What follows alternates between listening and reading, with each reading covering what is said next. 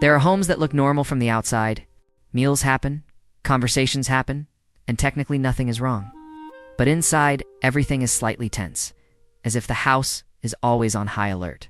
Picture a dinner table, cutlery clinking on plates, a TV playing in the background, small conversations about the day.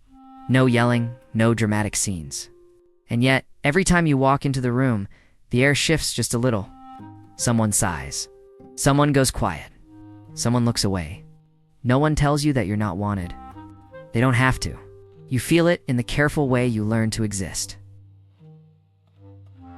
On the surface, everything works. Schedules are kept. Responsibilities are handled.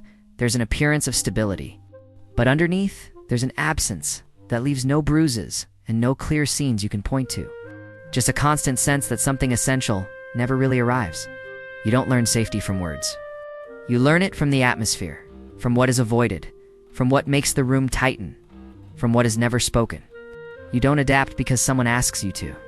You adapt because your nervous system learns what keeps everything standing. And without realizing it, you start to believe that what hurts the most is exactly what can't be proven. In many families, children don't grow up to be who they are. They grow up to be what the system needs. The hero, the caretaker, the one who disappears, the scapegoat. These roles are not handed out with cruelty. They form quietly. To keep things in balance, the system responds to the role, not the person. The child who carries the tension eventually gets seen as the problem. Not because they create conflict, but because they make it visible. Preference rarely comes from conscious love. It comes from emotional relief. Parents don't wake up deciding who matters more. The system leans toward the child who is easier to be around, who confirms their identity, who demands less emotional maturity. The favored child soothes old tensions, doesn't activate unresolved pain, helps everything stay the same. And then there's the other child, the one who asks different questions, whose presence stirs what's unfinished. Not because they're difficult, but because they expose what was never healed. The truth that rarely gets spoken is this: parents don't choose who to love more. The system chooses who hurts less, so being favored is not a merit. And being pushed away is not a failure. Very often, being kept at a distance simply means you touched something that was already broken. Family systems are not looking for truth. They're looking for stability. So the one who exposes what is broken is not rejected for who they are, but for what they carry on everyone's behalf. Sometimes, belonging is conditional, and the condition is silence. Noah is not a difficult child. He doesn't break things. He doesn't raise his voice. What he does is notice. He feels the temperature of the room before anyone speaks. He picks up on changes everyone else has learned to ignore. When Noah shows up as his full self, curious, expressive, present, the house shifts. Subtly. Not because he does anything wrong, but because his presence reveals what was already tense. When a child mirrors the emotional truth of a space, the system doesn't hear innocence. It hears threat. So Noah learns. Without anyone saying it, being himself changes the atmosphere. And changing the atmosphere has consequences. A child who feels this rarely rebels. He holds back. And holding back becomes his way of staying safe. Adjustment stops being a strategy and becomes a reflex. Noah learns that silence protects more than honesty. That softening himself keeps the room calm. That shrinking just a little helps keep things from breaking. Survival gets mistaken for personality. Later, people call him calm, mature, easy to handle. Without seeing the effort behind that calm, no one sees how much awareness it takes to disappear just enough. On the inside, his mind never stops. Tracking tone, anticipating reactions, calculating what is safe to feel and what is not. Regulation doesn't come from rest. It comes from control. Noah grows up as an emotional shock absorber, taking hits that were never meant to be his, and the cost of this strength is never learning what it's like to exist without being permanently on alert. Over time, the role hardens. What started as adaptation turns into identity. The child who carries tension is no longer just sensitive. They're seen as inconvenient, excessive, too much. In a system that confuses exposure with threat, they aren't rejected for being wrong, but for revealing what everyone else is trying to hold together. It's not moral rejection.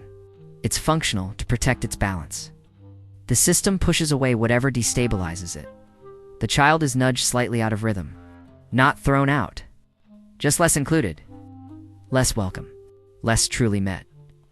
Rejection shows up less as cruelty, and more as distance, and that distance teaches the child exactly where they belong. No one says out loud, "You're not wanted." Rejection lives somewhere else, in the tone, in the sigh before the reply, in the impatience that shows up too fast.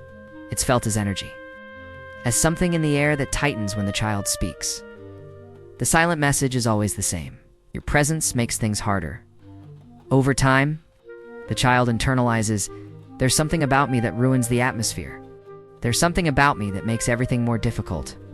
What happens to a child who learns that their very presence is heavy, not because they misbehave, but because they feel too much, see too clearly, or show up when the system is already at its limit?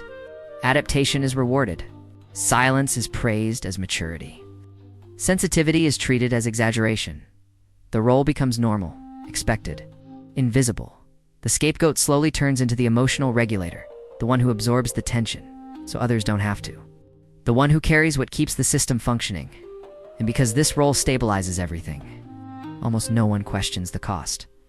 What looks like resilience from the outside is often just a child holding the room together, with their own nervous system. Outside the family, the pattern repeats. Belonging feels temporary. Affection feels conditional. Noah avoids conflict, softens his needs, chooses being nice over being honest. He is often liked, but rarely feels safe. Connection becomes something to manage, something that can disappear if he gets it wrong. Even with friends, his body stays on guard, waiting for the moment when closeness turns into distance. In love, Noah lives in vigilance. He is often drawn to emotionally unavailable people, because distance feels familiar, calm, steady. Relationships feel strange, almost suspicious, as if something must be missing. He walks into intimacy like someone stepping onto thin ice, attentive to every change, too careful to relax, too tired to step back.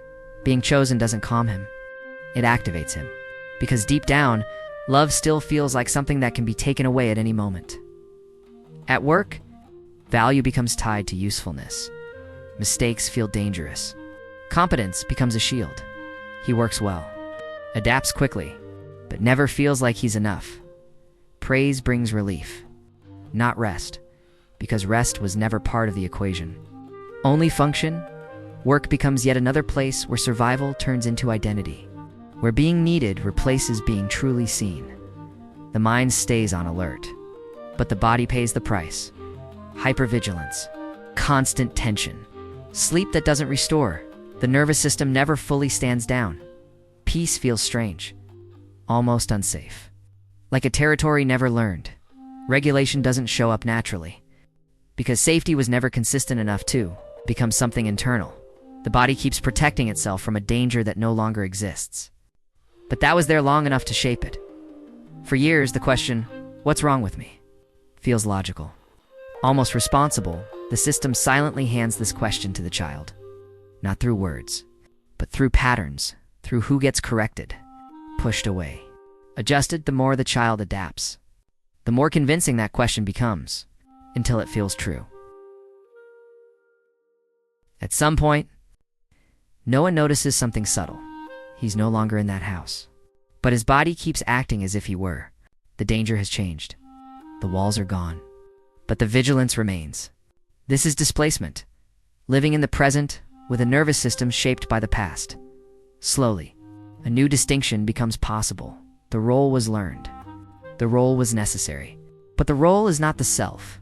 Seeing that difference creates the first real space inside. Philosophers have tried to name this kind of suffering. They describe despair as the inability to become yourself, not because something is missing in you, but because something essential never had room to form. Aristotle saw human beings as relational. Outside belonging, something vital fractures. He reminded us that being seen and being recognized is part of what makes us real in the world. When a child is structurally invisible, the wound is not being too sensitive. It is existential displacement, a self that never truly got to inhabit its own place. The way out is not dramatic. It's not cutting everyone off. And it's not hardening forever. It's quieter than that, recognizing what was never yours to carry. Handing responsibility back to where it belongs. Choosing presence instead of automatic adaptation. It's not about rewriting the past, but about updating the body, teaching your nervous system that today, safety can exist without constant performance. Healing here is not about becoming someone new. It's about subtracting what was added, so you could survive. The child Noah still exists, but he no longer has to run everything. Vigilance can soften. Tension can loosen. The role can step back, and something simple becomes possible. Not proving. Not fixing. Just being. We started with a house that looked normal, with nothing visibly broken. Now you can see why the pain never made sense back then. It didn't come from something you did, or from who you are, but from what you had to carry to keep the system standing. Change doesn't erase the past, but it does change how you treat yourself in the present. Self-validation slowly begins to replace self-blame, and your body starts to get a chance to experience regulation. Instead of constant defense, and maybe the most important shift is this: the question moves from what's wrong with me to what was I asked to carry that was never mine in the first place. That question doesn't accuse you. It creates space. If something in Noah felt familiar, if you've ever been the one who stays alert, who thinks before speaking, who carries more than anyone notices, you don't have to explain it here. But if you feel safe too, leave a small sign in the comments, even just a word, not to expose yourself. Just to remind someone else they're not the only one.